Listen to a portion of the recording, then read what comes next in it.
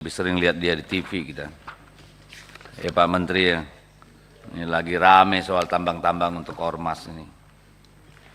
Saya tidak pada posisi menentang, apalagi karena itu sudah janji Presiden untuk memberikan konsesi tambang ke ormas keagamaan. Dan sejauh ini yang saya tahu NU sudah menerima dengan baik. Saya kira itu kita patut apresiasi. Meskipun organisasi keamanan lain menolak cenderung, ya. Saya nggak tahu, Muhammadiyah katanya masih mikir-mikir. Walaupun di publik kita sudah mendengar cenderung ke arah menolak. Nah, saya ingin sampaikan di sini benar apa yang dikatakan oleh PGI dan KWI. Karena sebenarnya untuk ormas agama yang ngurusin jalan ke surga itu mereka lebih penting bagaimana bisa dapat izin bangun rumah ibadah, Pak, daripada dapat konsesi tambang. Karena itu masih persoalan yang mendasar bagi kita. Pertanyaan saya adalah kalau melihat argumen Pak Menteri, bahwa apa salahnya kita memberikan konsesi tambang kepada ormas keagamaan yang sudah berjuang untuk Republik. Kemudian saya terpikir, Pak, kan banyak pihak lain yang berjuang dan berdarah-darah untuk kemerdekaan kita. Di mana Legiun Veteran Republik Indonesia di sana, Pak, yang sampai hari ini nggak dapat bulanan, Pak. Mereka menderita, ya. Kenapa, Mas? Ya, nggak ada yang perhatiin, Pak. Mereka yang juga langsung berdarah-darah untuk Republik ini, Pak. Ya, anak cucu para pahlawan kita, di mana hak mereka terhadap sumber daya alam itu. Juga masyarakat di pinggiran tambang itu, Pak. Kapan akan dihargain hak mereka juga untuk menikmati kekayaan alam itu, Pak?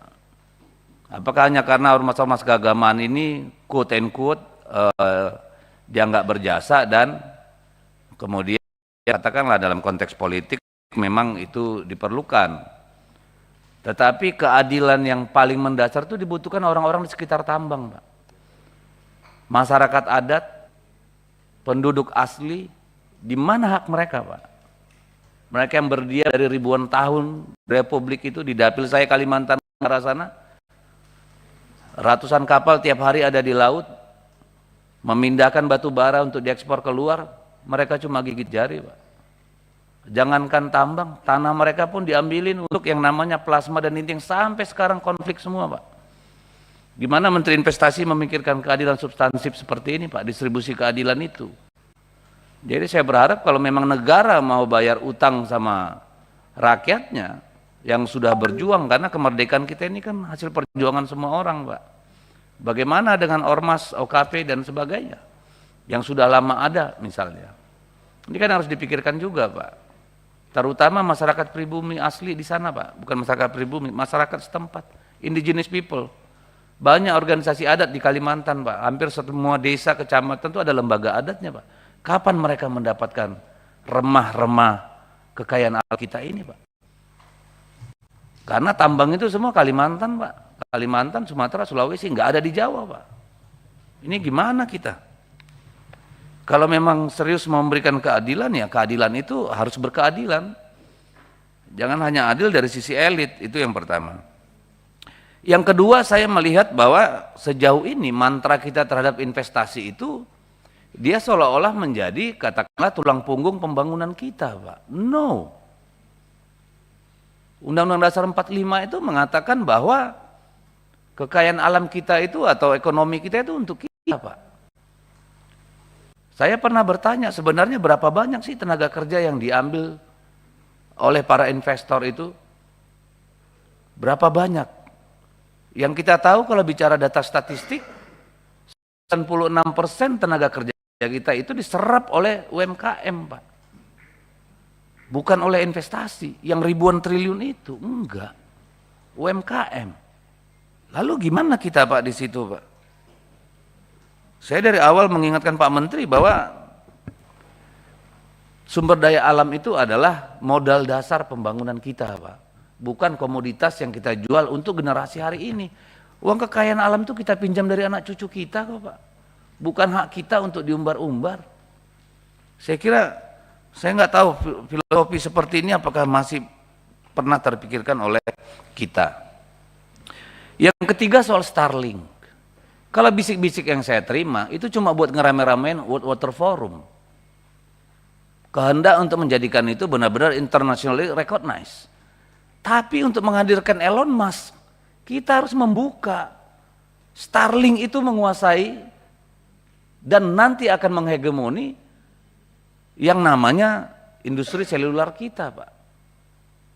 Sekarang mungkin belum, tapi rapidly itu akan ke sana arahnya. Padahal yang namanya Telkom, Telkomsel, Indosat dan sebagainya itu sudah berjuang berdarah-darah, Pak. Telkomsel harus investasi di satelit.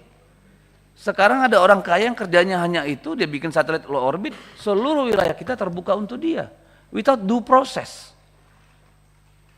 Lalu apakah nanti Starlink ini bisa memberikan yang namanya dividen pajak yang lebih besar daripada Telkom dan Telkomsel kalau mereka bangkrut? Bisa nggak Starlink mempekerjakan anak-anak Indonesia lebih banyak daripada Telkom, Telkomsel dan Indosat? Kalau untuk rural areas, Pak, remote areas, saya sepakat Starlink, Pak. Saya pun sudah pasang hampir 20 titik dengan biaya pribadi di dapil saya.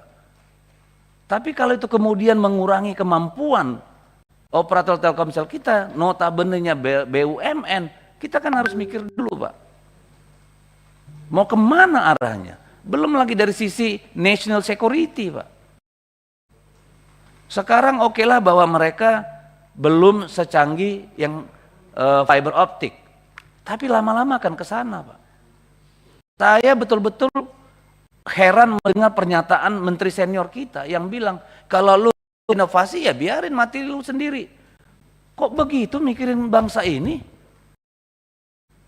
Kalau gitu buka aja semua biar manufaktur kita hancur, Pak. Kita Apple to Apple bersaing dengan Elon Musk. Enggak, Pak. Kita ini negara, BUMN punya persoalan sendiri. Punya tanggung jawab sendiri.